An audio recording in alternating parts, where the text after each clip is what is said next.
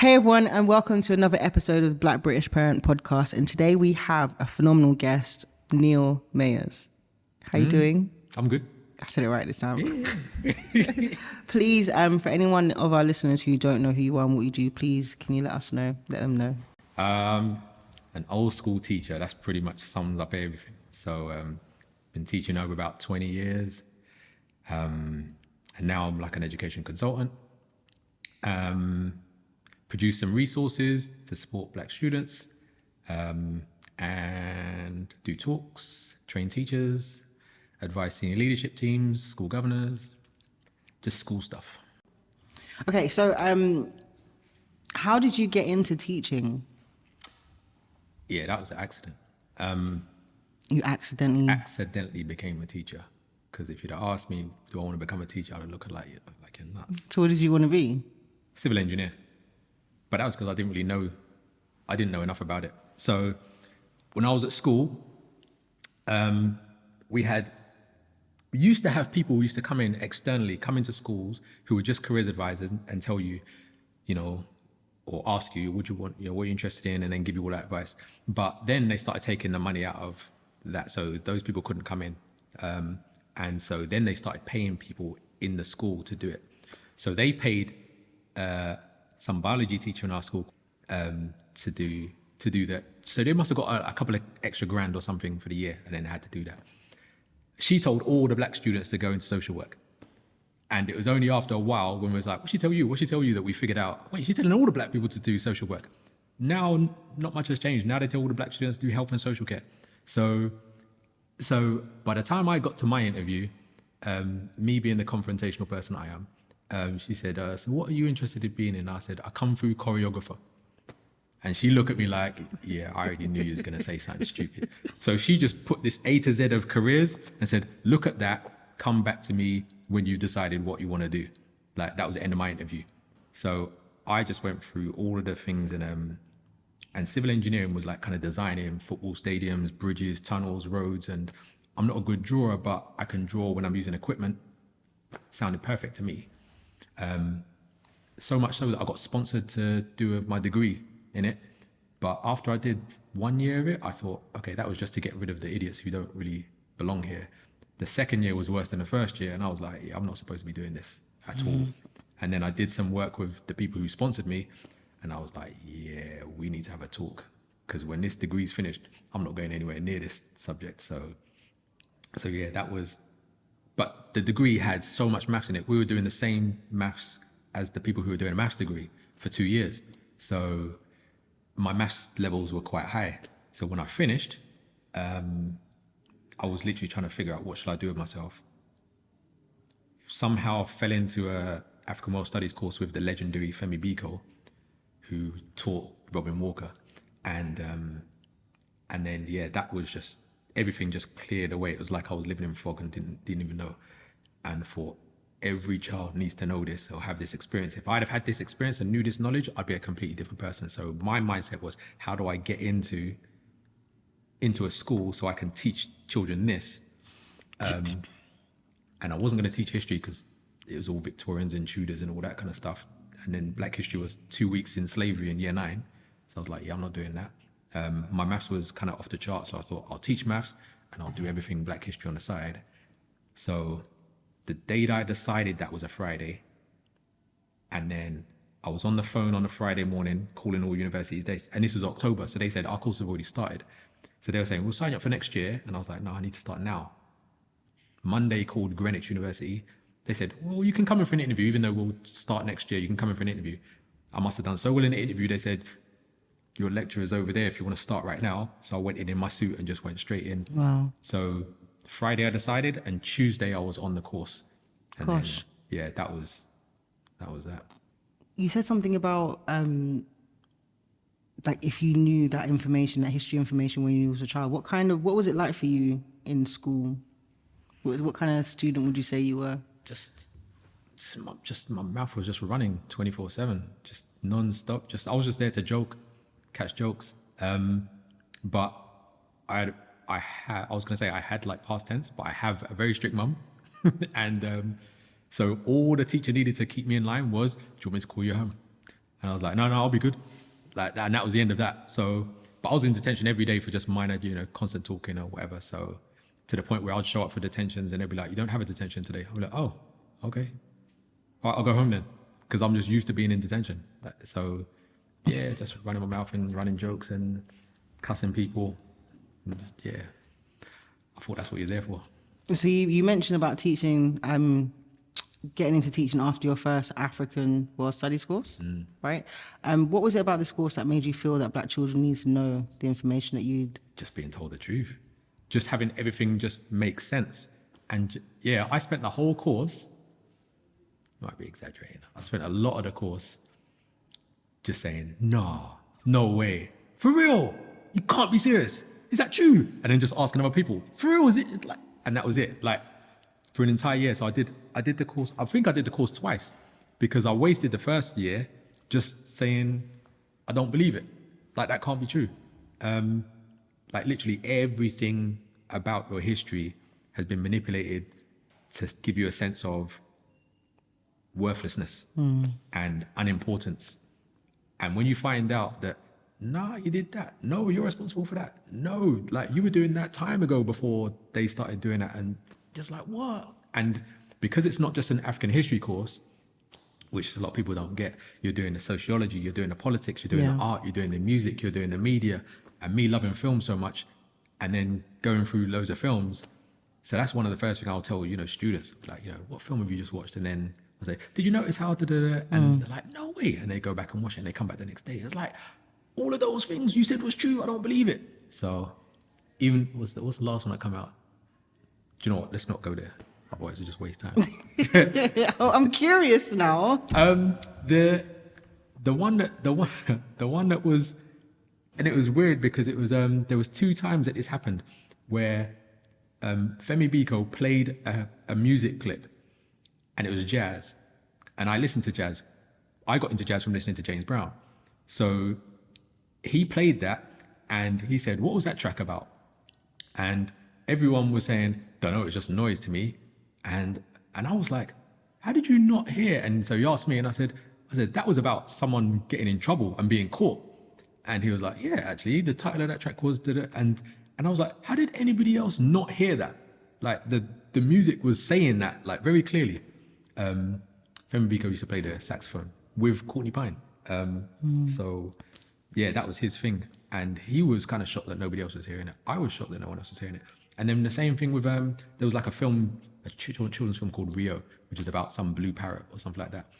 And I remember watching it, speaking to some people afterwards, and they said, oh, that's a really good film. And I was like, Rio? And they're like, yeah, the film about the blue parrot. And they're like, yeah. I'm like, but every black person in that film was a thief. And they're like, huh? I was like, did you not watch it? And I was like, and the end of the story is like the happy ending is that the black child who's not a thief or who stops being a thief gets adopted by a white family. Yeah. In Brazil. I was like, how is that? You didn't see the same film I saw. And so, yeah, when you've got that kind of stuff going on in your head, and then you have Femi Biko break it down and Robin Walker break it down, and you're just like, that makes so much, I understand now. I understand why you're doing that. Or I understand why that had to be done. And yeah, so it's just, yeah, it was life-changing. So how did, like, your personality and your experience as students shape, like, your teaching style, the way that you teach now? I think it was just like, don't think you're going to get away with being like me. That's pretty much all it was. It's like, I can see what you're thinking, like, but I was that teacher that I suppose that students were just, yeah, because you got teachers who, like, they've never been around black people before. You got teachers who, they just hate children. You're like, why are you even in this profession? Mm-hmm. You got everything that you've got in society, you've got as teachers. So I'd already kind of been there with the crew who make noise or get in trouble or start this or, violence, smoking, drug, whatever it is. Like, I've been in there and seen all of those characters before. So as soon as I see you acting in a certain way, I was like, oh, you're one of those. Okay, well, let's just stop that right now. Mm. So yeah. Plus, I was the teacher that would show up at your yard if he was getting on my nerves, which that didn't. that just didn't make sense to some students. I can only imagine how you turn up to children's yards. Yeah, just that was it. You know, the first time it happened, or the first time, I'm saying it like I wasn't involved. The first time I did it, it was just because I told a student, take off your headphones, and I was new to the class, so there was a boy who just came and sat. He came and sat in the back of the class and put his earphones on, and I looked at the rest of the class, and all of them were just like, he don't work. He just listen to his. And I was like, yeah, but this is my class. Like, I don't get it. Like, I can't let that go. So I was like, take off your headphones. And he looked at me, and then he went back down to his books, and I was like, yeah, I can't punch him because that's not professional. But he's got to pay. Like, that's all I was thinking. I was like, you can't get away with that. You're looking at me in my eye. Doorstep. You're looking at me in my eye and basically saying, no, that can't run. So yeah, like, it's, you know, it's a school. So everybody's data's on the computer. Everyone's data's on the system. So I was like, who's this guy? Who's this guy, Raphael? Like, I need to know. And I was like, okay, so he lives there. All right. Okay, let's go. So I was there, knock on his door, and I had preconceptions about, single parent family, or someone's just, 5 children in the place, no one's paying attention to him, doesn't get enough attention, blah, blah. Knock on the door, mum opens the door. Beautiful place. And I was like, okay, yeah, can I help you? Yeah, I'm Raphael's maths teacher. She's like, oh, come in. Yo, I've never had a teacher come, whatever. I was like, yeah, come and sit down. Raphael, come downstairs. So Raphael comes bopping down the stairs, and then he sees me, and his blood stopped flowing. Like, just like, what's going on? Like, why is, like, I've only met this guy once, and now he's in my yard. Who's this guy? So, yeah, your maths teacher's here to see you. Go call your dad. I was like, Dad's here too. I was like, this guy's living in a, life of luxury. Like, his house is way better than any house I've lived in. And he was called, and he came down immediately. So there's no behavior issues in this house. I was like, oh, so you're schizophrenic. Like, you're one of those, you know what I mean? Because everyone does it. Yeah. Every child does that. Every child is a schizophrenic to some level. If you've been to secondary school, you might have a strict teacher that lesson, and then you fix your tie, whatever, make sure everything's whatever. And then you've got a supply teacher next lesson, you act crazy. Then you've got like another teacher. You just, it's like liquid. How far you can push the boundaries. You know exactly how to behave for different people. So you might be 5 different characters in a day. So I was like, oh, so you know how to behave. Oh, you know how to listen. Oh, you just choose not to listen to you. Right. So I was like, you never guess what your son did to me in the lesson, whatever. So, and he's got to sit there and listen. And so him and his mum and his dad, it's like, what on earth? No way. And why did you do that? He doesn't want to speak anymore. So then the next lesson, he comes in, sits at the back, puts his headphones in. So I'm like, you've got to decide now between all of your friends and me, because all your friends know that you behave like this. Mm-hmm. And you're just like, should I fix up for them, or should I fix up for the teacher? Yeah. So I look at him and I was like, you need to take off your headphones.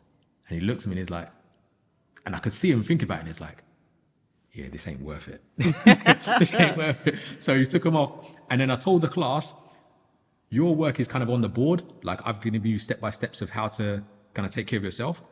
I've got to go and sit with him and catch him up from everything that he missed last lesson. So all of the class are just like, because they've never seen him work before. Yeah. So I'm like, get to work.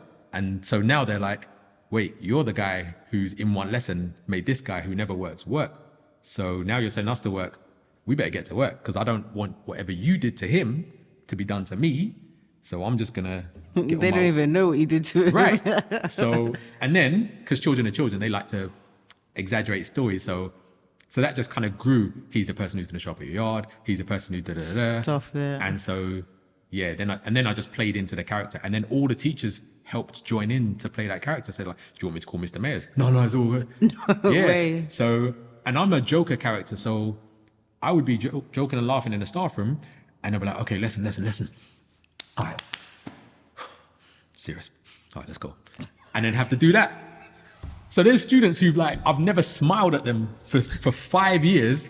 They don't even know I know how to smile. And I'm just having to play this role. It was quite hilarious. And then the teachers are watching me do this, like, and obviously children are funny. Like sometimes they'll crack a joke and you're facing the board and you're cracking up.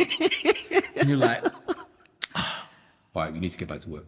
Like that. Meanwhile, you're like, so yeah. That's crazy. Yes. How many schools have you worked in?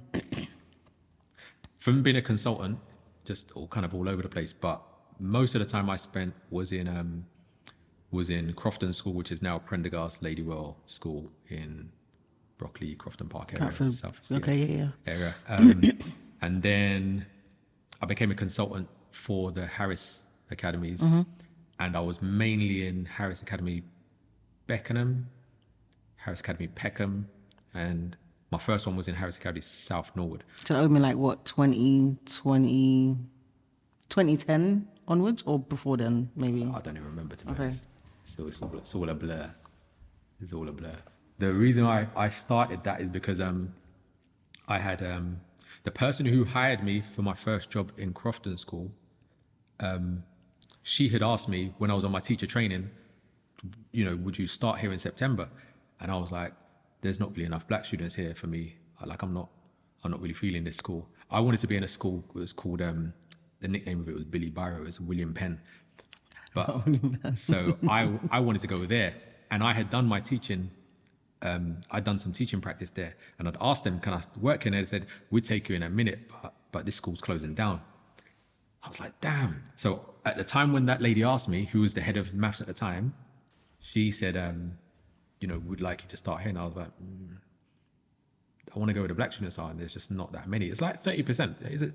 It's a fair amount. I was like, and she was like, you don't even have to work here full time. You can work here 4 days a week. And I was like, She was like, 3 days a week. I was like, and I didn't have any other jobs. So I was like, I'll do 3 days a week for like a term, and then I'll find something better. And then I was there for like 10 years. Gosh. But I mean, I did 2 years. I did 2 years or 3 years. And then I had the opportunity to go and teach in America. And obviously growing up watching a lot of American programs, and I was like, I want to go and teach in the hardest. I want to go New York, where they got like metal detectors on the doors, there's guns and knives and all that. So I want to see how good I am. I want to go there. But visa restrictions stopped me being able to go there. So I ended up going to Atlanta, and just had a great time. But that whole strict thing didn't work. Didn't work over there. Like on the first day, just didn't work. It's not appropriate. Over there, it was like, Atlanta's like a small town. No, it's full of people with a small town mentality. Like, if I see you, I'm going to say hello because I've just got this expectation I'll see you again. But it's in a big city. So I came in with a whole strict face, and I remember some 16 or 17-year-old student who was like 6'5". It was like, and built. Like, he said, "What's up, Mr. Mayor?" I said, "Morning." And he's like, "What's wrong with you?" Like, because I'm giving a whole serious face. He's like, "What's wrong with you?" So he puts his arm around me like I'm like a little brother, sister. He's like, "You okay, man?" He's like, "You got problems at home?" And I burst out laughing. I was like, "No, I'm good. And I just knew that whole strict thing is just not going to work here. It's not appropriate. So yeah, it was good because I could relax and just be myself. But yeah, it was cool. That's crazy. Ended up doing 2 years there. Yeah. It's supposed to be a year sabbatical, but I was just having too much of a good time. What made you want to work in schools where there's predominantly black children? I'm there for my family. Like, my whole mentality was, I'm here to help black students. If I help white students and Turkish students and Vietnamese students as well, no problem. But like, I know who my audience is. Like, I know who I'm here for. So it was always about, what can I do to support them? I'm going to give, an exceptional level to everybody, but I'm going over and above for every black student I meet. Why do you think that's necessary? Because we're targeted is not the right word, because then it makes out like the education system was designed to beat the crap out of black students, which it wasn't. It just wasn't designed for anybody. It's just a crap system.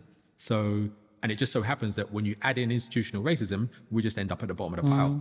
So my attitude was like, because I mean, when we was doing the course, and by then I think I'd done the course like 3 times. I think I'd done it twice with Femi Biko. I think I'd done it once with Robin Walker. And a book came out in 1971, which was called How the West Indian Child is Made Educationally. I've got that book. Yeah. And that's in 1971. Yeah. So I'm like, why am I arriving in 2000 and we're still talking about the exact same thing, but it's a bit worse? And he came up with a next book, telling it like it is, I think. Speaking about that one. That was Diane Abbott, who, because she did the London Schools and the Black Child Conference, she put that book at the beginning of her book to basically then say, we're still kind of fighting the fight.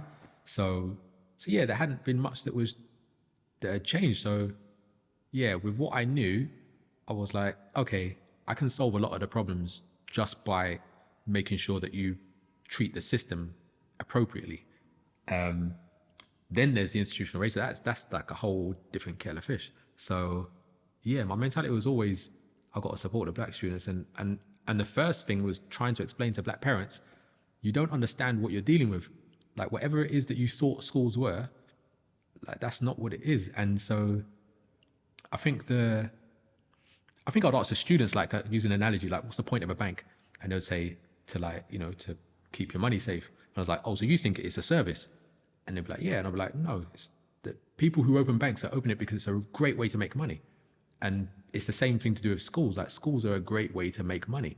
Like the whole Harris Academy Federation is just because Lord Harris, now he's Lord, he used to run Carpetright and people stopped buying, everyone started doing hardwood floors. So he was like, I need a new way to make money. He was like, there's loads of money in schools, so I'll make out like it's an altruistic thing, but this is about getting paid. So Harris Academy Peckham, that was his first one. And he's been getting paid. He's been opening them up left, right, and center. That is crazy. I knew that it was a businessman. I didn't realize it was a guy from Carpetright. That's selling carpets. crazy. The only thing worse than that And would then be like a used car the salesman. reasons why as well. That's wild. Right. And then on top of that, when it's like, when you understand like what the whole, I'm saying like too much, the whole purpose, like just the word educate, like that comes from the Latin educare or educere, and educere means to bring out.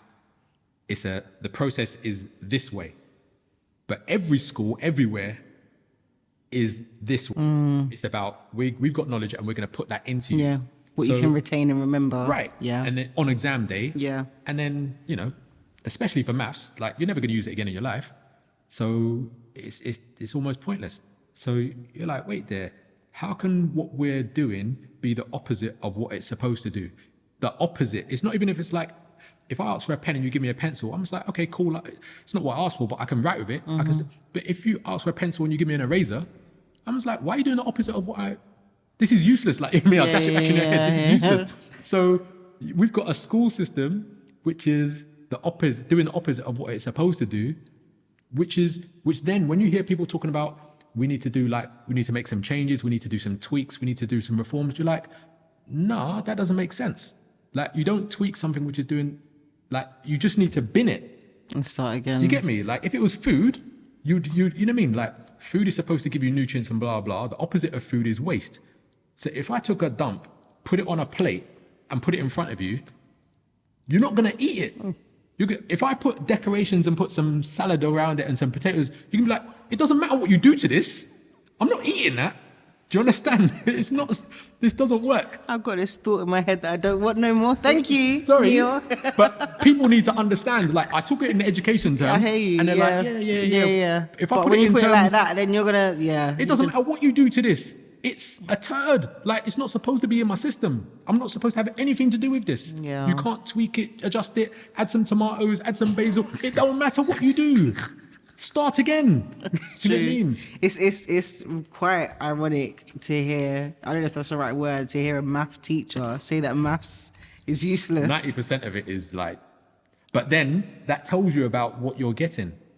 It tells you about what the purpose of it was. I mean, you can go back into the history and then find out that the whole system that we have now was kind of based on the Prussian model. And that was because... What's a Prussian model, please? Prussia, we're talking about the area that used to be kind of East Germany in the 1800s, late 1800s.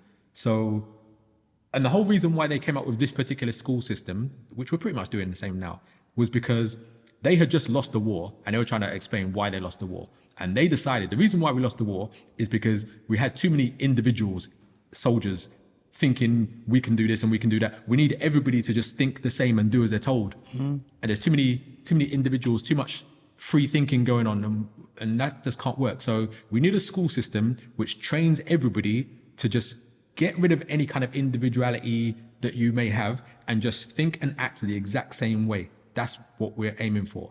Like, we're literally trying to remove your personality from the individual so that you can follow orders when you go in the army, you can follow instructions and do tasks when we put you into a factory, which is why schools still have desks in rows. They still have factory bells to tell you it's time to do the next thing. It's a bit like the prison system. Right. Yeah. Right. So that was a model that schools are based on right now. So you're like, if you understand that, then it allows you to understand what it is that they want from you.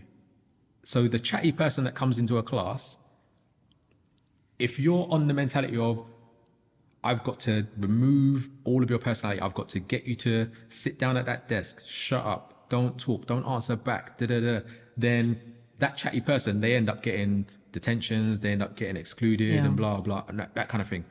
If you're of the mentality of, I'm supposed to bring out that character that you have, that chatty character, then I put you at the front of the class. I get you to teach my class. I get you to go around helping people. I use all of that to, then I start thinking about the careers that your chattiness will be. So a salesperson or a solicitor or a TV show or what you're doing, like that, I've got to put that to good use so that you can make money from that and support your family. Because I'm doing this, I'm not trying to do this. Yeah. So your whole mentality is changed depending on who you meet and what your understanding of what your role is for each of those children. Hey family, we hope you're enjoying the show. If you want to stay up to date with all things Black British Parent, we've got the perfect way for you to do just that. Join our mailing list and be the first to know about new episodes, exciting news and upcoming events. It's super easy to sign up. Just head over to our website and into your email. Don't miss out on the latest from Black British Parent. Join our community today. Now, back to the show. Very true. Very much needed. So you kind of self-labeled yourself as a strict teacher. Yeah. Do you know what it is? I'm a lazy person. I need the shortest distance from here to here. And I saw those teachers who were trying to be children's friends, and I was like, yeah, that's long. Like, you just need to do as I'm telling you. End of story. And so there was only one option. I was like, you need to be the strict teacher where I don't have to have those conversations. So how did you balance the strictness of being approachable and respected by your students and your parents of the students? I was never approachable. Never. No child came to me with their problems. Even if you were strict though, they still liked you and still did the work. They were afraid of me. Okay. They were afraid of me. Stand corrected. That's it. Yeah. They were just like, I don't want any drama from this guy. Like, and I would tell the students, I was like, if you're going to say something, like, make sure it's the answer to my question, or make sure it's got something to do with what you're learning, because you don't want me to put all my attention on you, because I'm going to stop the lesson and find out what it is that you're doing. Like, and you don't want that kind of attention. It's like, why are you talking about football in my lesson? Are you trying to say that what I'm saying is not important? You're trying to say that nobody else needs to learn because you want to interrupt them? Like, you're the most important person in this class. Is that what you're saying? You don't want to have that conversation with me in front of 30 people. Yeah. You're going to lose, number one, and I'm not going to be nice. I'm not going to be nice about it. And then at the end of it, it's going to be like, all the time that you wasted with me having to say all of this stuff, you're making it up at the end of the day. So this took me 6 minutes to talk, so I'm tripling that. Gosh. I'm tripling that. You've got 18 minutes after school just for talking about football in my... Who do you think you are to be talking about football in my class when I'm trying to get you through your GCSEs? I'm trying to help you and you're stopping me. Is that even logical? It's a man about being approachable. I weren't approachable at all. What are we talking about? Fair enough. Okay, so how was you able to adapt your teaching style for the different needs of your students? Because we have different learning, various different learning, special educational needs, etc. Yeah. You know what I found out was funny? Asperger's students and autistic students, they loved me because they have trouble with social cues and reading people's expressions and what they mean and having to translate that. I only had one expression. And the ADHD students, or the so-called ADHD students, the ones who were always busy and always causing trouble, whatever, they're just going to be the loudest in the room. They'll be the busiest in the room. They'll be the rudest in the room. But if no one's being rude, if no one's being loud, if there's no noise, they just get on with their work. So I would have teaching assistants and whatever come to my door. I'm here to support Daniel.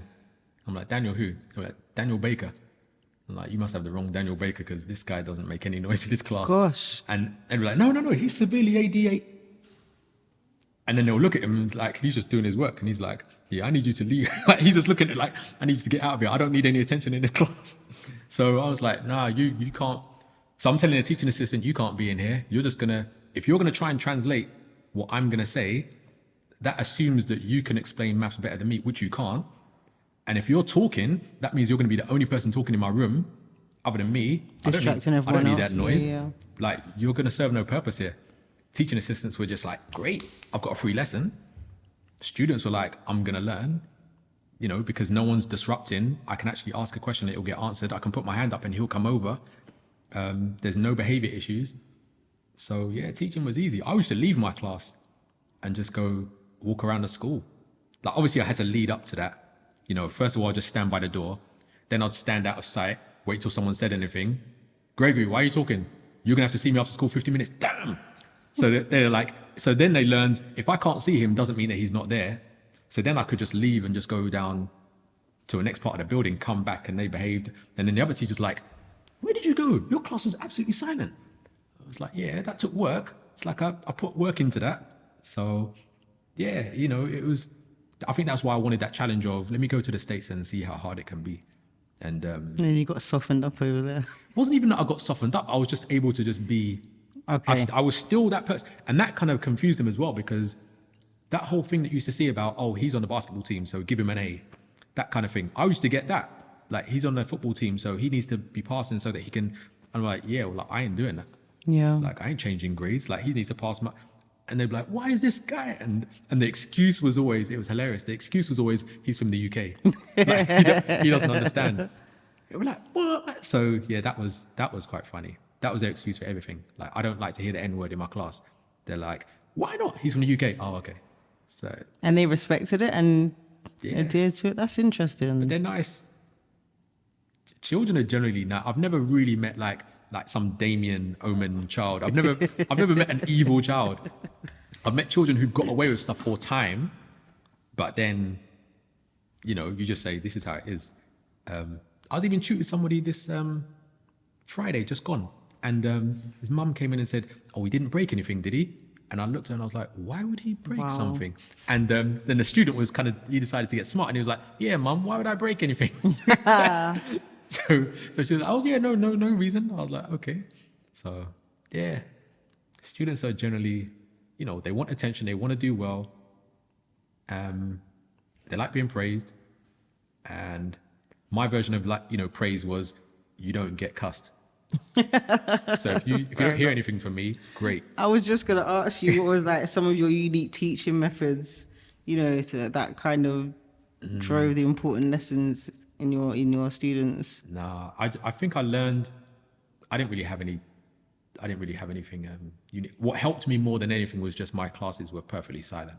That was the main thing. So I was able to teach, they were able to listen, they were able to ask questions, so we were able to progress. Unique teachers. I think what I had over a lot of maths teachers was that I was never that great at maths. I don't even like maths. So and what I think I've learned. And you became a math teacher? That was my way into school. But you didn't like math? Nah. Like I said, I'd already done it, so I knew it was pointless.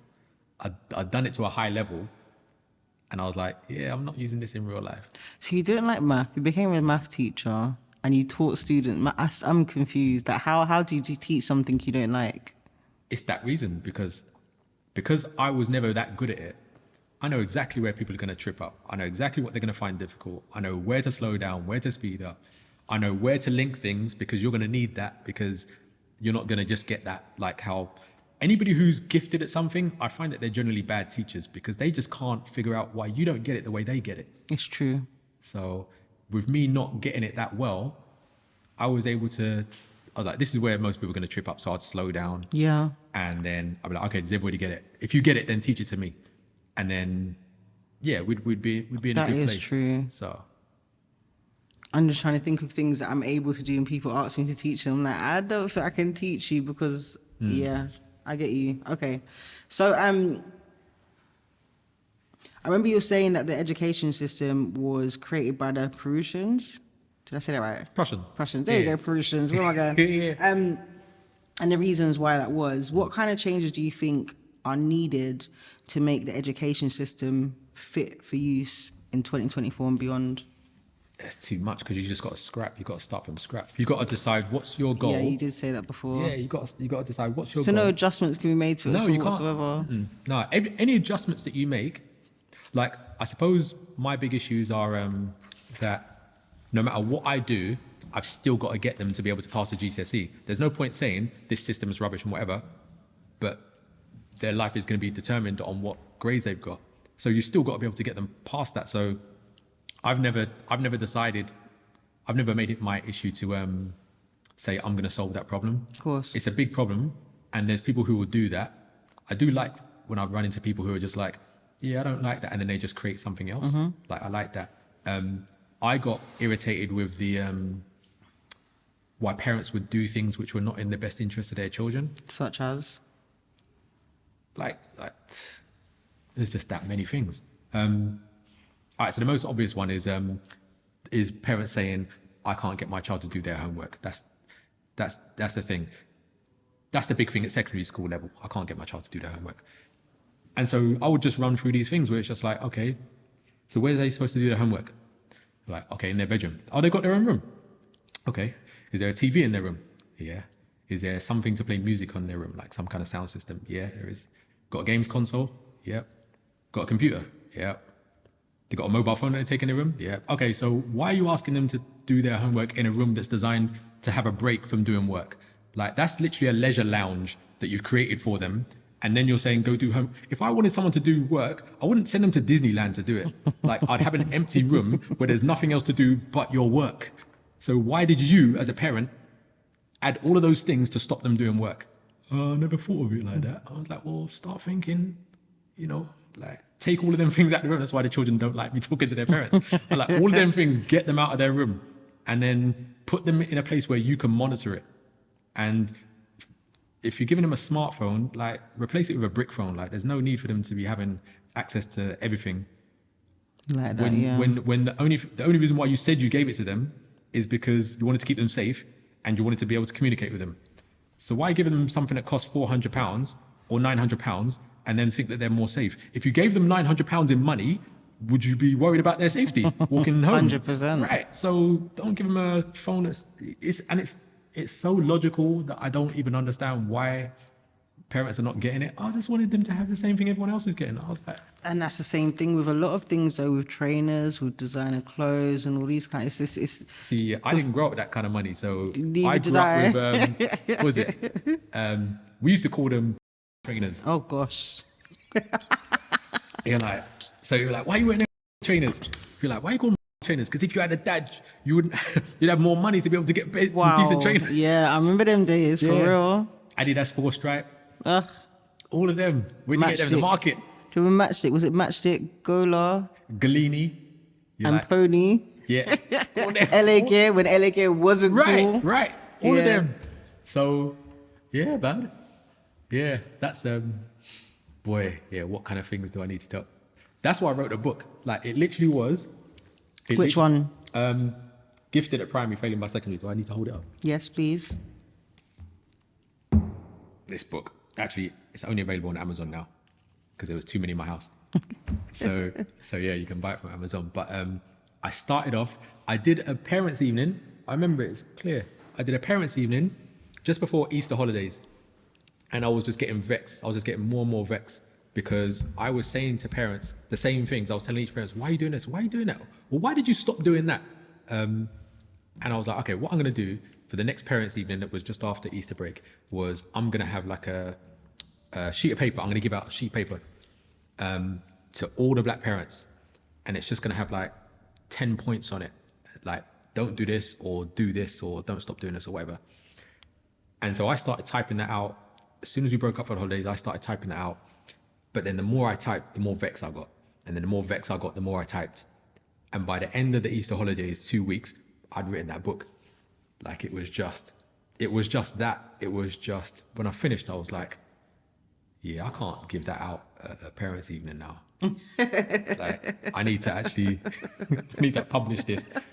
So yeah, it took me, because I run into other people who call themselves authors. I don't even call myself an author.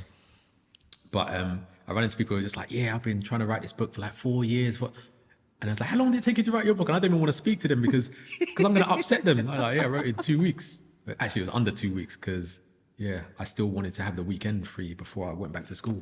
So, yeah.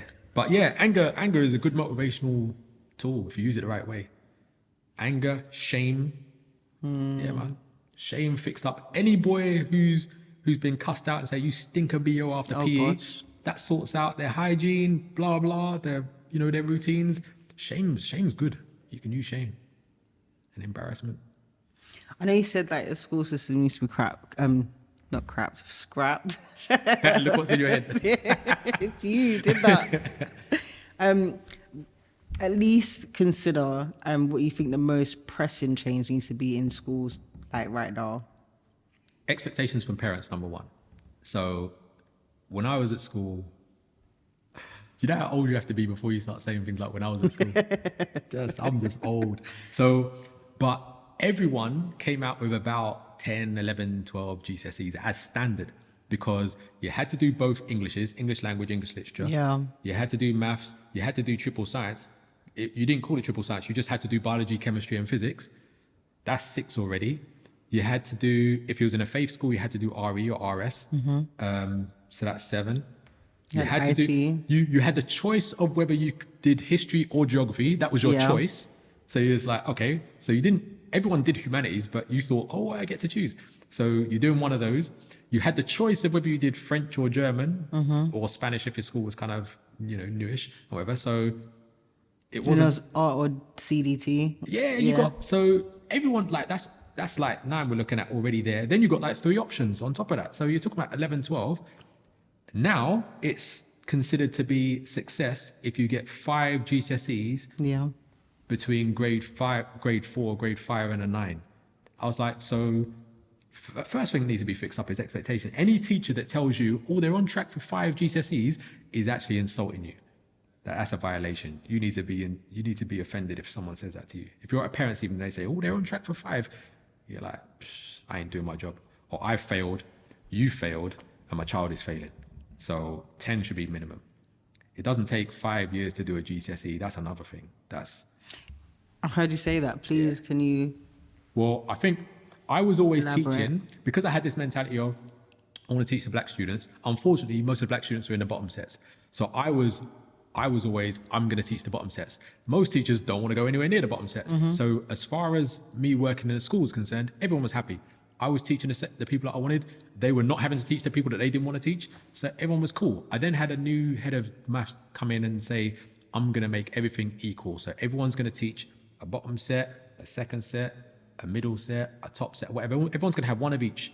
So that year, I got my first ever top set. It was a year 7 class.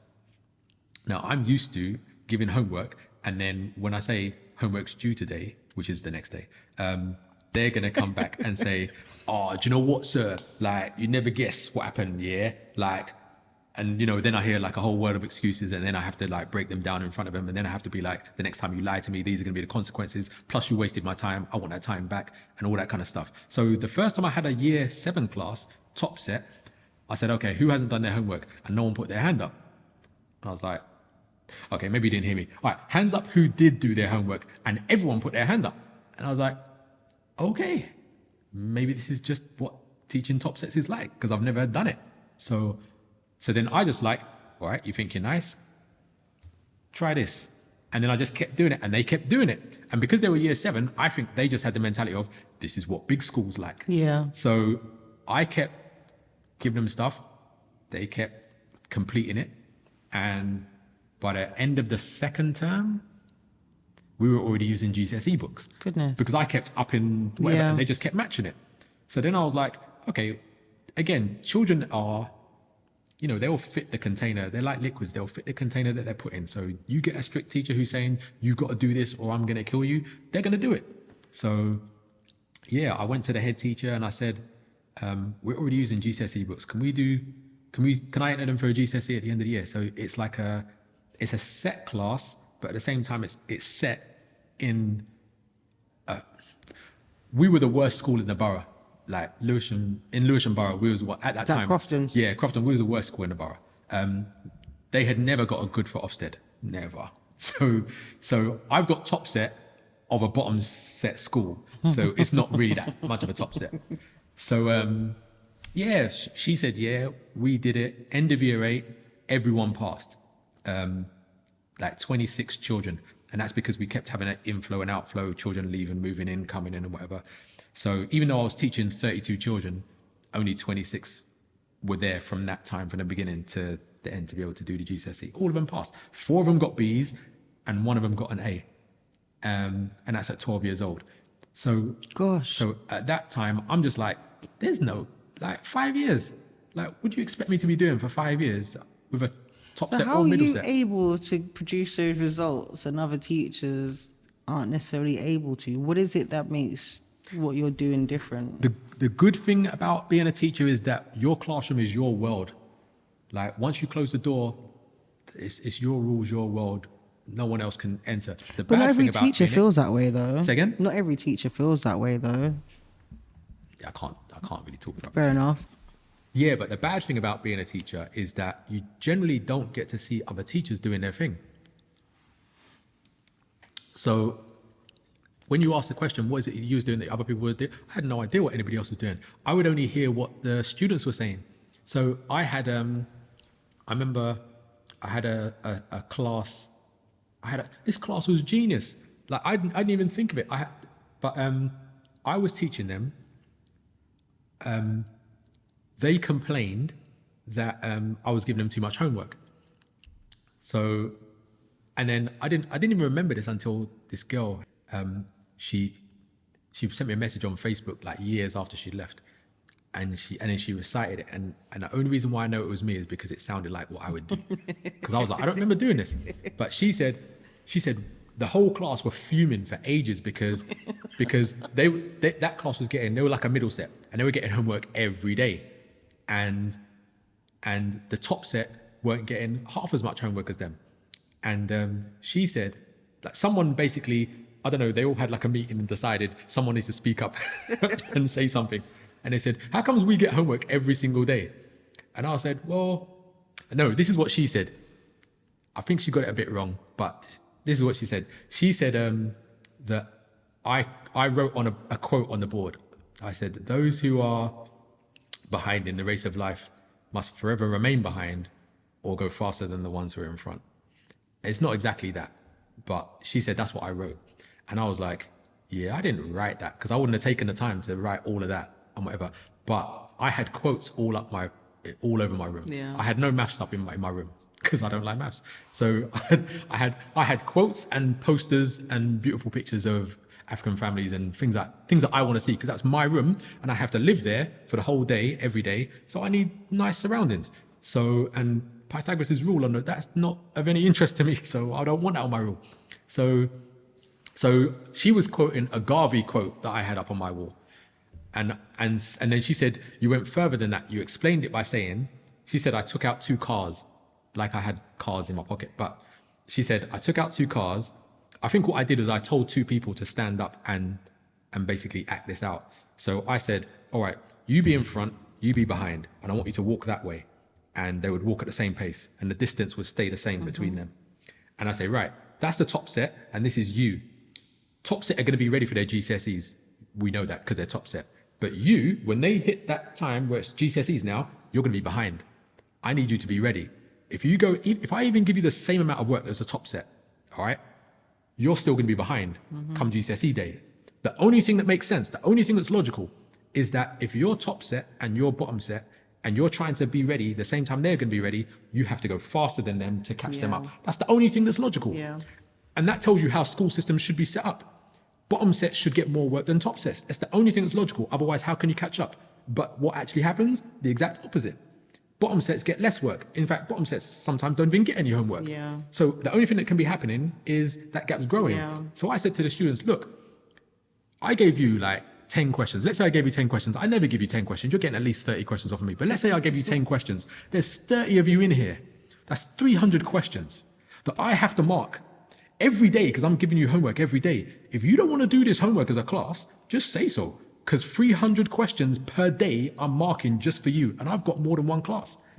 So you don't want to do the work. I'm the one who's going to benefit the most from not doing the work. So if you don't want to do it, just say so. And then they came back the next day and they said, no, it's all right. You can keep giving us the work.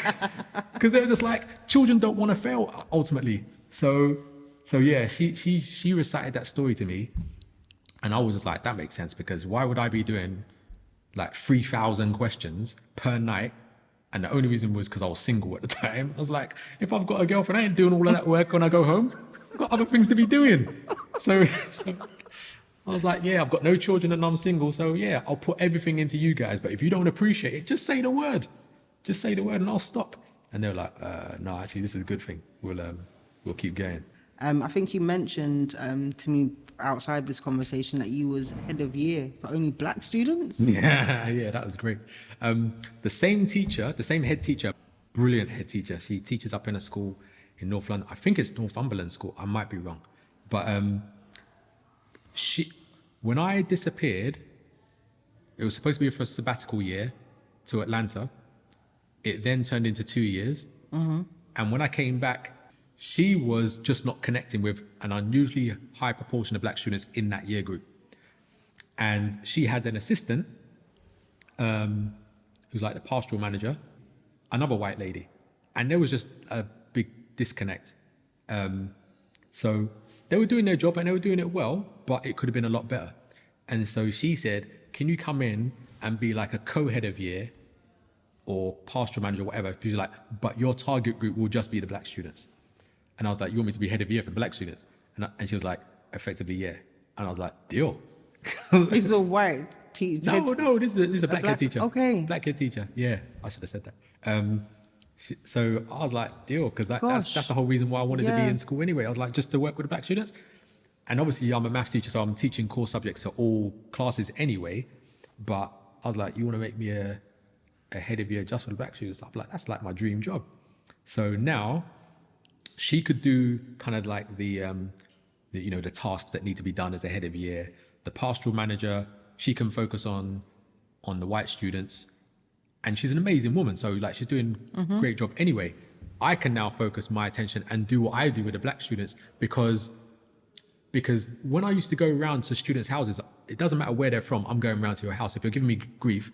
But then if we have a holidays, I can't have a holiday, like a 2-week holiday, and you not do any work. So you've got to do work in the holidays, because otherwise that's more work for me. I've now got to reteach you when you get back all the stuff that you forgot. So just because of that laziness, like I'm not trying to reteach you, so you got to work over the holidays as well. So I'm going around to all of the students and giving them work over the holidays. Now, when I go to a white student's house, sometimes they'll greet me and it's fine.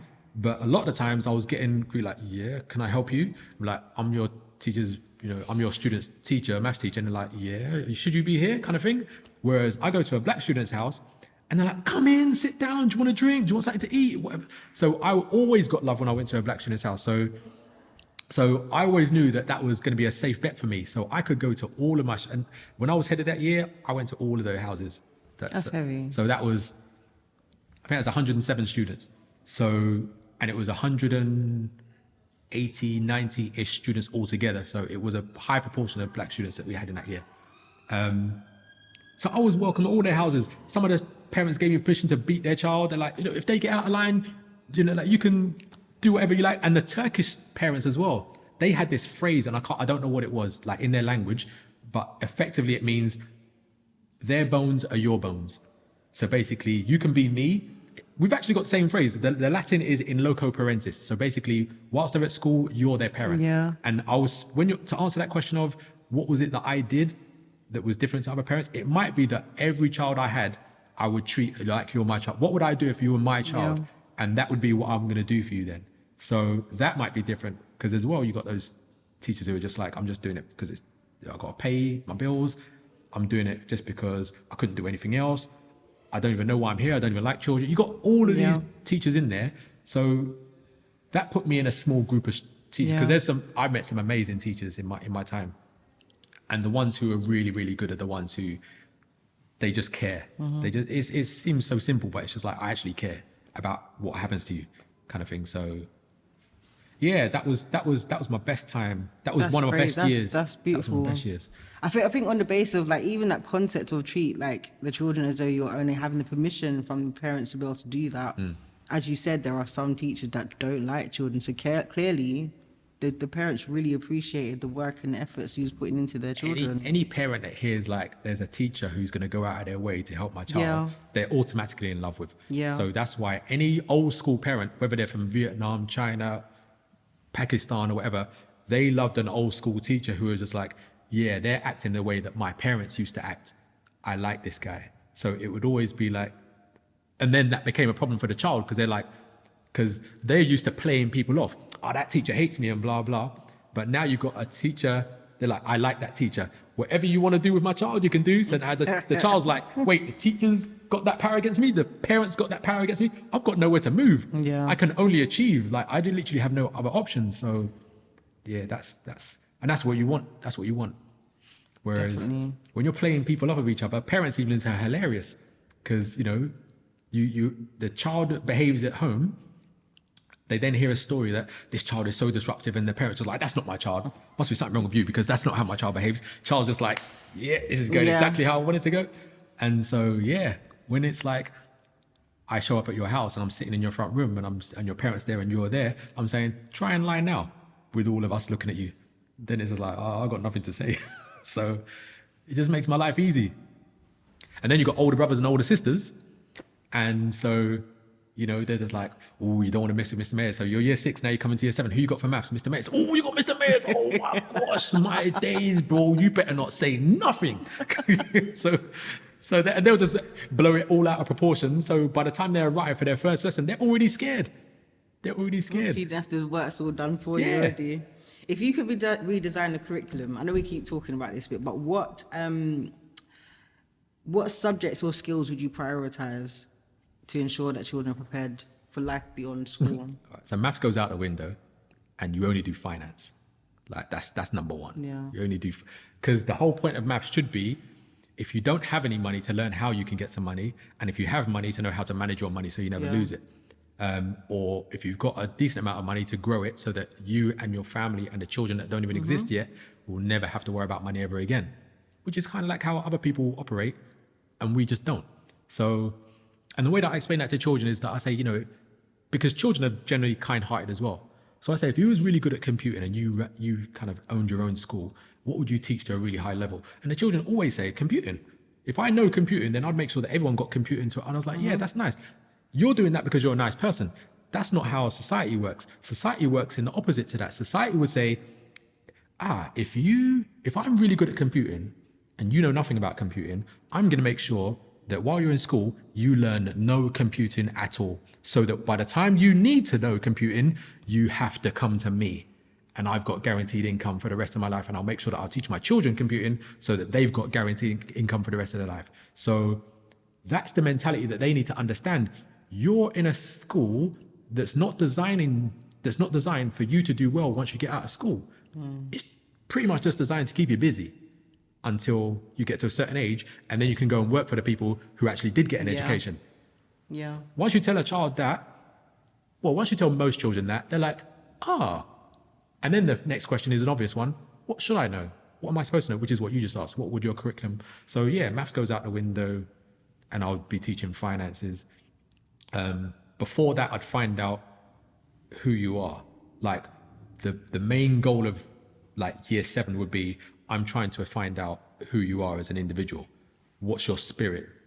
You know what I mean? And then I can tailor your education to meet that. So that, and obviously children change. Like after 3 months, they'd be like, that used to be my favorite thing. Now I hate it. So it then has to be child-led. Yeah, it has to be flexible. Not the child making decisions, but being aware of the child holistically and working with that. Yeah, and giving them a whole range of stuff because you want them to have as many experiences as Yes. possible.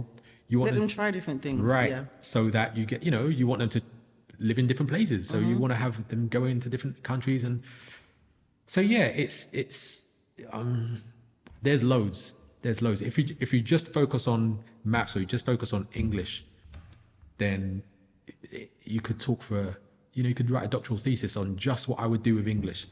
And I suppose with English, it would start being, you're going to read loads of stuff that was written by people who look like you and had the same experience of you, so that you've got a shared experience of their understanding of the world, which makes you just go, that makes sense. I get it the way that you say it, because every child's got a teacher that it's like, when they explain it, I get it. Yeah. So, And you can see their mistakes or whatever I hear you. so you could do that with every subject.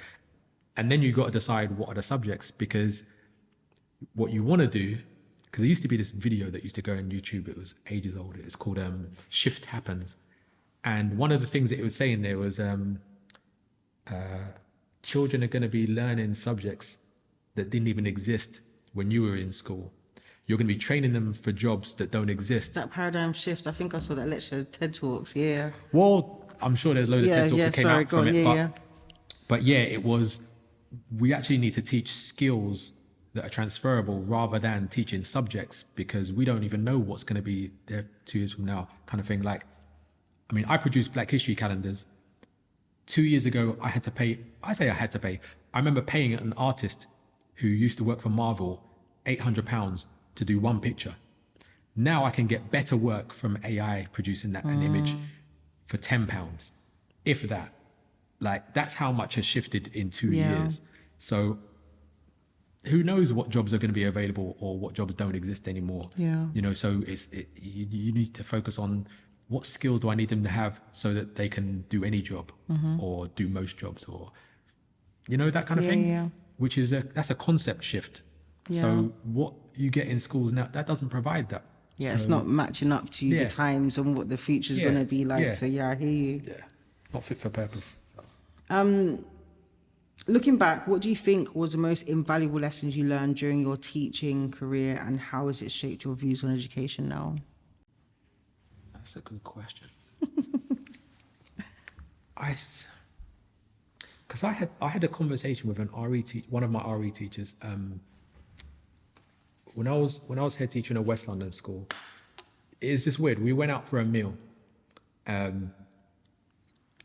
He's a white teacher, but we went to a Caribbean restaurant for a meal, kind of end of the year kind of thing. I think it was Cotton's. And I looked at the menu and he looked at the menu. He's looking at it as a white guy thinking, there's not much on here that I know what it is or that I like, and it's probably all too hot for me. And I looked at the menu and I was like... Doesn't look like anything I'm used to eating. It's Cotton's, innit? It's Caribbean restaurant. So I'm just like, okay, I'm just not feeling anything on here. Fair enough. So the waitress comes over and says, what can I get you? And I said to her, and because we was there in the middle of the day, because it was school, we'd finished half days, so the place is empty. So I said, where's the cook? And she said, he's downstairs. I was like, yeah, bring him. And so he came up with this attitude, like this black guy, like, what are you calling me for? Yeah. Like, you haven't got any food to be complaining about. What am I doing here? So I was like, do you know how to cook roti? And he goes, I'm a chef. Of course I know how to cook roti. And he goes, yeah, I'd like some roti, please. And he's like, you don't want anything that's on the menu? It's like, you're a cook, man. Cook something. Yeah, cook something, innit? Bad Cook man. me some roti. So he's like, that's going to take me about 45 minutes. And I was like, well, you ain't got anybody else here. You know what I mean? It's like, everybody else, you can put their food in the oven, but we've got 45 minutes. We're here to just relax after. We've got time. Go cook me some roti. So I didn't say it like that, because obviously you don't want to be rude to someone who's going to mash up your food, right? Yeah. So, but basically I was just saying, like, we've got time. There's no one here. You ain't got nothing to do. Cook me some roti. So he went and cooked me some roti. And then the RE teacher said to me, I was looking at the menu and I didn't think there was anything here for me either. Like, he already ordered though. And he was like, it didn't occur to me to ask for something that's not on the menu. And I was like, it didn't occur to me that I was limited by what was on the menu. Mm-hmm. Like, and so in terms of what did I learn, I think I learned everything afterwards, because I used to just do things that no one else was doing, but because I didn't know what any other teachers were doing, because Yeah. I was just in my world, I didn't know that it wasn't normal, or it Possible, wasn't. yeah. And it's only afterwards where I found out nobody else did that. Or like there was some students who, like former students from Crofton, they got together and they were saying, oh yeah, is Mr. Mayor's coming, and like I didn't even know about the event, so I only found about it afterwards. And so a teacher was telling me, oh, they're reminiscing about that time when you did an assembly, because as a head of year you got to do assemblies every week, and you told all of the white students to leave, and I said, I don't remember doing that, and then the person said, you said all the non-African students, you can leave now and go to your lessons. I want to talk to and I was like, that sounds like me. I would say non-African. I wouldn't say white students, because that kind of does this. I'm going to prioritize. So I'm going to say, if you're not African, then you don't qualify. So when you said all the non-African students leave, and they had to leave, and I remember planning it when they mentioned it. I remember planning it now, because I was like, I remember doing that, knowing that all of the Asian teachers and the white teachers, first period, they had a lesson. So they were, and they're in it. They want to know, well, I want to know what you're going to tell them. I was like, but you can't stay because you got to go and teach your lesson. So they all had to leave. And so I was there by myself, but I have no clue what it was I was talking about or what it was I wanted to say to them. I just knew that I wanted to talk to the black students. And a great thing happened then as well. I had 3 mixed race students in that year group, and 2 of them, they didn't move. Like it's like, yeah, I'm staying. And one student was like, I don't know whether I'm supposed to, whatever. And 2 black students just like, you're black, man, stay here. Like, you're staying.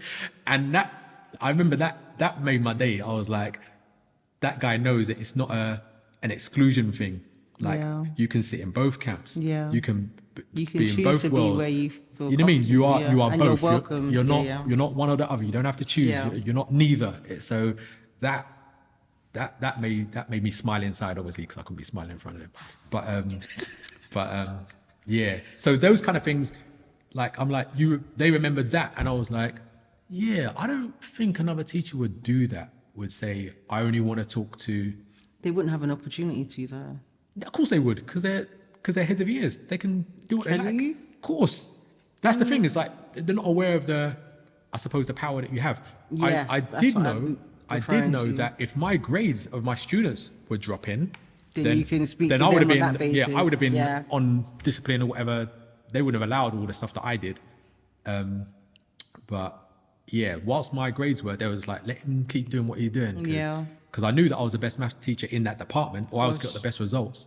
So I had more freedom, I think, than anybody else. So yeah, but if I weren't doing... teacher. Say again? He was an exceptional teacher. It was only teaching maths. And the interesting thing was that any students that I meet from back in the day never thank me about, the way that you taught maths. They thank me about anything else that I was saying. They're saying, the lessons that you were trying to teach us, like, I didn't get them then, or I only got some of it then. They never talk about maths because it's just not that important. Gosh. But I know that I've always run into students who'll be like, I've never understood maths, but when you taught it, I get it. I don't even know why. So yeah. Okay. So what advice would you give to current teachers who are struggling to engage their students or deal with the challenges of modern classrooms? Read my book. Which one is that? The first one still? Yeah. So this is about the things that this is how you get parents on side. This is how you get your parents to help you out. So that was how you avoid kind of feeding into the black achievement gap or the black attainment gap. Is there any key strategies you can? I want them to read the book, but it's really not. It's not that difficult. It's okay. It's like I broke it into 7 sections. I said there's 7 areas that you can focus on. If you deal with those areas, you've got most of your problems kind of covered. So first one is just about communication. So an example of that would be like at primary school. And what I do is I broke it into, this is what happens at primary school level. This is what happens at secondary school level. And this is why it's, this is the mistake you're making. And this is how you fix it. So 3 sections. And the fix it section is a biggest section. So, because I don't like people talking about problems and not coming up with solutions. It's like wasting time. So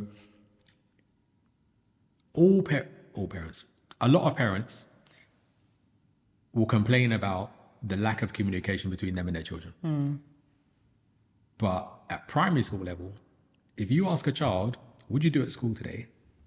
They're going to say, first we did this, then we did this, then we made this, and then I made this picture. Oh, that's lovely. And then so-and-so fell over in the back, and then we was all laughing. And they're going to go on forever.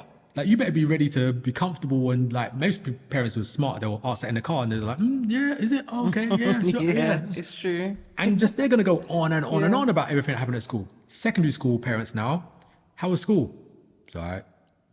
It's fine. Like, one word answers. So you know what it was at primary school level. You know what's coming. So why did you allow it to? And then obviously the main thing is, so what's the solution? What do I do? All right, so the next time you ask your child how was school, they might be 14 or whatever, and they give you a one-word answer, you're like, oh, it's fine. That's it. That's all you got for me? Fine. Okay. What you're going to do is you're going to write me a 3-page essay on everything that happened at school today. And they'll be like, no, I'll tell you. No, you had your chance. I gave you a chance to tell me. You didn't want to tell me. You want to give me a one-word answer. That's all I'm worth. That's fine. You don't want to tell me. That's fine. 3-page essay. And if you're 1 word short, you're going to write the whole thing again. Next time you ask them the next day, how was school? They're going to have something to say. But they're children, so they're going to try and get out. So they're going to say more, but they're going to try and say just a little bit more. And be like, thanks for telling me a little bit more information. Go write me a 3 pages. But you didn't tell me enough. And you just keep doing it until they realize that when you say, how was school today? They've got to take off their blazer. They've got to put down their bag. They've got to sit down, get comfortable, and actually talk to you. Then you can tell them, you don't need to write me an essay no more. But then you'll find out that the day that you forget to ask them, they're coming to tell you. Hey, don't you even care what happened at school today? Because children love attention. They want you to, you know what I mean? It's all an act. It's all an act. This is how they think they're supposed to act. But they're children. They want that attention. So that's just like one area of communication. Obviously, there's communication between you and the teacher. There's communication between, you and your child. There's communication between the child and the teacher. And between parents. There you go. So like that's one bit of one section of the first section. And then you look at peer relationships. And then you look at, let's say, discipline and those kind of things, setting boundaries. So I've kind of focused on 7 areas. And if you can kind of not even master, but if you can kind of get the grips on those areas, most of your problems are gone. And that's before you even deal with institutional racism. So I knew that I didn't want to deal with such a big topic in one go. So I wrote that book then. And then in the second book, then I was kind of focusing on high achievement. That's when I dealt with institutional racism and other stuff as well. So this is how you get the top students. So your child, first of all, the aim is make sure your child isn't one of those bottom students who just is heading for exclusions or whatever. Make sure that they're not an underachiever. Then the second book was just about, okay, you got them average. This is how you make them the top. And I thought, stupidly, that if I give every black parent a step-by-step guide to guarantee this is how you're going to make your child top grade student, I thought I'd be a millionaire. I'm still waiting. I'm 1,000 there so far. So one step at a time, I suppose.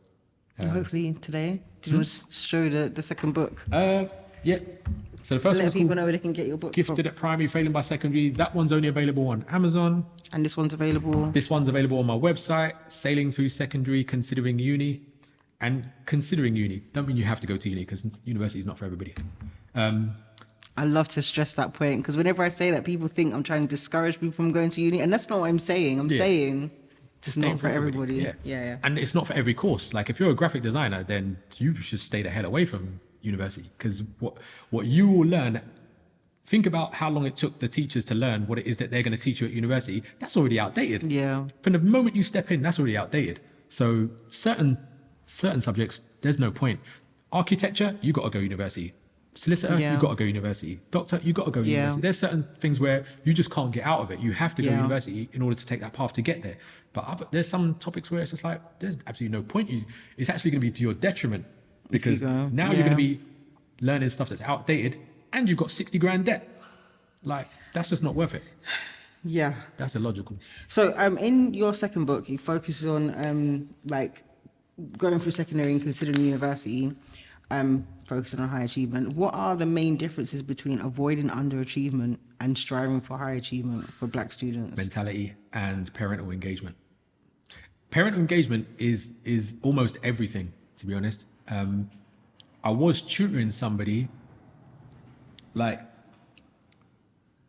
maybe I shouldn't bring that up. No, I'm not going to bring that up. Tell me off camera. Yeah. So, yeah, the main difference between private schools and state schools is that you're paying, and you're paying a lot of money, generally speaking. If you pay a lot of money for anything, you want your money's worth. And if you're getting your money's worth, then that means that you're going to be engaged. You're like, what'd you learn at school today? I'm paying for this. Like, this is costing me like a lot. So what did you learn? Prove to me that you're learning it. Like, teach me. Like, you know, you want some value for money. So, and secondary schools, where it's state schools, it's kind of like, this is just where you're supposed to go.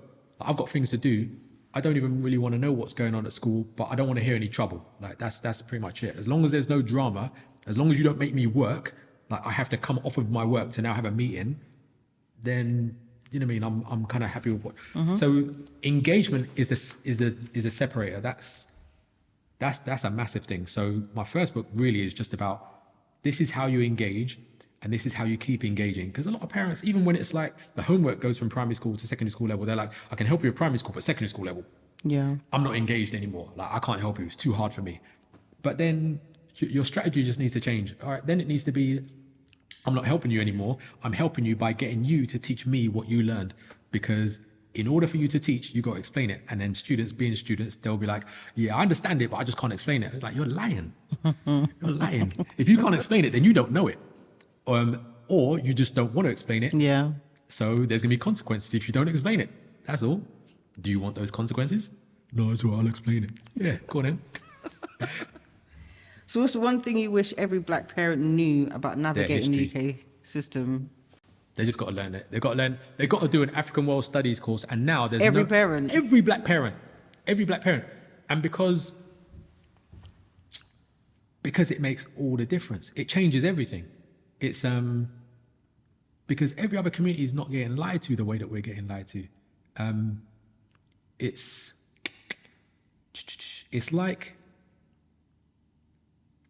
like creaming your skin.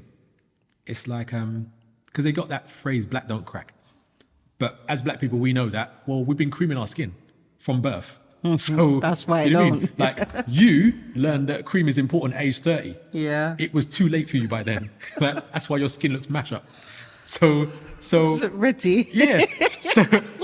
So like, if we've been creaming our skin since birth, there's no cream that you can put on the market where we're like, oh, I've seen the difference. It's Yeah. amazing. But if you've never creamed your skin and then you cream your skin, you're going to have that, oh my seen the gosh. difference. Like, if you've got dishes that have never been washed, You're sucking all them nutrients in where they do you know what I mean? Like, and then you wash it, you're like, oh, I never knew Yeah. this was white Yeah. underneath all of that. Yeah. Do you know what I mean?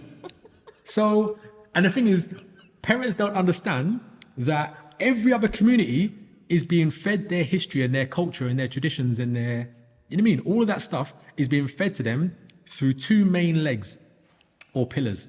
One is their language. The culture is embedded in their language. And the other is their religion. Yeah. Their culture is embedded in their religion. But for black people, our language is English, mainly, and our religion is Christianity or Islam. Yeah. So we're not getting those things which every other community Naturally gets without putting their name or their culture title on it. It just happens. from birth. Whereas we have to put black on it for us to Yeah. understand it's for us. And then Right. it makes it a bit more challenging in some way. So the same way that, and the thing is, Yeah. because I will say to people, like, how you learn in your history, like, even when I was doing projects with students in the class, I'd focus it back to their history and their culture. And it works on every student. It's because black students have never had it, the impact is the same as white people it's like, whoa! So you want to have that really big impact on a black child, you connect them to their history. So I'm teaching a core subject, maths. So I would always have parents saying, maths and English are like the two most important subjects, and my child is not doing well in maths. What do I need to do? Do I need to get a tutor or something like that? I'm like, before you pay any money, how are they learning black history? And they're like, no. I said maths. And I said, I heard you. You didn't hear me. You want to have an impact, not just in maths, on all of their subjects, you connect them or you reconnect them to their black history. How are they learning black history? And then it's just like, well, we're not actually, they used to go to Saturday school, but now and I was like, you need to somehow get that. And every parent now doesn't really have an excuse, because the best teacher of African world studies in the world, who's Robin Walker, has an online course that anybody can tap into that. So there's no excuses now. And if you don't have a Saturday school that's nearby, and the whole purpose of a Saturday school is to get your maths and English and science, but you get the Black history. That's the most important part. So if you don't have one nearby, there's people who do that, like David Simon. He's got an online course that children can log into and do the Black. You can make your own Saturday school. Just every Black child needs to be doing school a minimum of 6 days a week.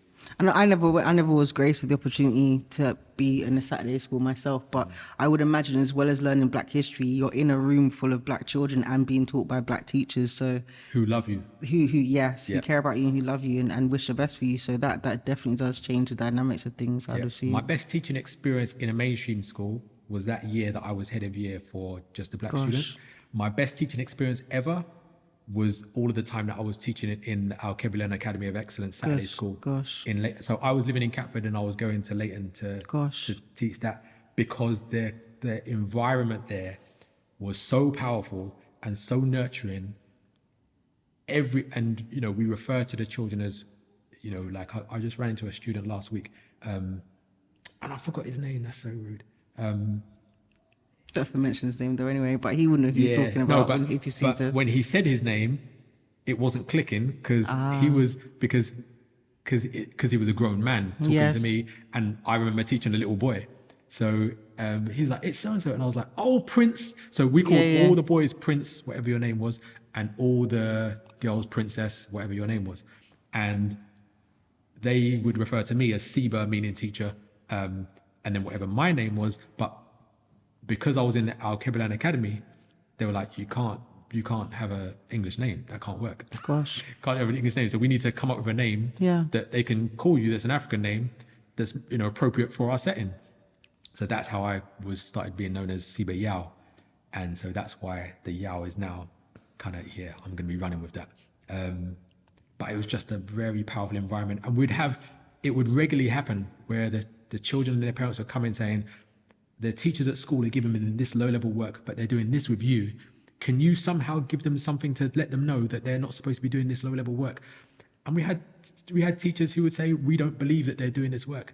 And so I'd have to give them all of their work and for them to be moved from the whatever set they were in into the top set. Goodness. Because they just didn't recognize. Is that from their Kebulan school that you have to show them the work in the school? Yeah. Goodness me. So, and anyone who's been to a Saturday school, like a decent Saturday school, I bet they can tell you about other children that had that same experience. Yeah. That's got to be standard. So even if you don't go to a Saturday school or have a Saturday school, start your own Saturday school. And I don't mean like have 30 children in your house or whatever. Just have your child and one other child who's got manners who you'll allow in your house. And that can be your Saturday school. Yeah. That can just them two are doing English, maths and some Black history with your supervision. You give them something to eat. Next weekend they're at their house or whatever. That's a Saturday school. But you've got to connect them to their culture. You've got to. Everyone else is doing it. And the fact that we're not, that's the reason why this Black attainment gap exists. Thank you so much, Neil. We're coming to a close of our this episode. And please let our listeners know how they can get in touch with you. And obviously we already know how to get your book, but how they can get in touch with you.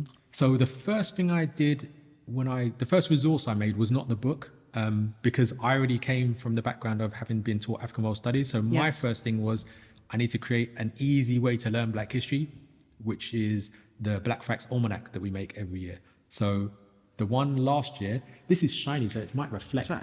And also if you have any events or stuff coming up, that would be great. Got no events. At the moment, we're just finishing off the new Black history calendar. So this, like I say, it's going to be a bit shiny. So basically the whole point is every single day of the year has got a different event that happened in Black history on it.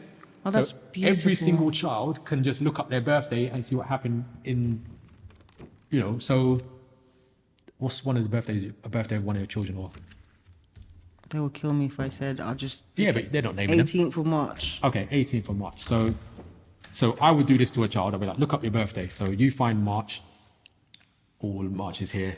On the 18th, I'll be saying, And then you've got to mix it up as well. So you can't just have like, I'm not actually interested in football, but you got to have, you know, different sports. You got to have different types of music. You got to adapt different fields, literature, science, and whatever. So you're trying to mix it up to give everyone a broad sense. So 18th of March happens to be Johnson B. Harry received Britain's, it's a black guy, received Britain's highest award for gallantry. So he's the first living recipient of the Victoria Cross for nearly 40 years, and he got that in 2005. So that becomes something that you can then say... Significant to them to some degree. Whatever character that person's got, I must share a part of that. Yeah. There must be some connection. That. Yeah. And then it's a kind of starting point for, let me find out a bit more information about that person. Mm-hmm. You get a group of children in and they all find out what happens on their birthday. You get an argument happen about whose event is the best, which is the type of argument you want, because now you're actually discussing Black history, which is more relevant. Yeah. Somebody's going to have something that they remember that their parents said. Oh, but my dad said that Bob Marley did. Yeah. And so now you're getting them to discuss all of that conversation that you want to have. So yeah, that's how that works. These are beautiful. Where can we get 2025's one? This should be available, because this is going to be the first year that I do this on Amazon. Okay. Because it was just the space in, like, I'd have to print thousands and then keep them in my house. Oh gosh. And yeah, just got kind of tired of doing that. So going to be doing that through Amazon. So that should be available. It's always launched on the 1st of October. So it will be available from then. And it looks good this year. This year looks good. I'm very happy with how it looks, actually. Awesome. We're doing heroes in Black history, what they look like when they were about age 5. Gosh. So yeah. That's really amazing. I'm looking forward to it. I can't wait to get my copy. Yeah. Okay. So, and have you got an email address anyone can contact you with? Sorry. So all of our stuff goes on the Raising Black Achievement site. So raisingblachachievement.com. If you want to contact me, it's info@raisingblachachievement.com. Phone numbers there on the site. Answer machines on the phone. And yeah, we're not really on. I mean, there's an Instagram. Yeah. But not really. And that's just because of who I am, unfortunately. I am learning. 2 years ago, I got my first mobile phone. I have a phone, but no one has the phone number. I don't make calls or receive calls on it. It's just really for using it for maps and taking videos of my boy. So yeah, the social media world is not one that I know anything about. And yeah, so I'm getting a team around me who's gonna cover that. But I'm never going to be living that life. I appreciate that. I'm impressed that you've only just had a mobile phone 2 years ago. That's just phenomenal. I wish I only had a phone 2 years ago. That's been part of my motivation for not getting one, because every time I told somebody I haven't got a mobile phone, they're like, I wish I could live that life. So I was like, okay, well, why am I going to try and get one? But you kind of slipped in a little bit, but just a little bit. Just a little bit. Yeah. There's one there, and anyway. I had to upgrade it as well because they said, we don't support 3G anymore. I was like, I don't know what 3G is, but it's not good enough apparently. Okay, all right, fine. So yeah, that's the life. But anyway, Neil, thank you so much for joining us. I hope you enjoyed spending time with us, sharing time. I chat for a living, so it's all good. Guys, thank you so much for listening to this episode, and hopefully we'll see you next time. Take care and be safe. Thank you.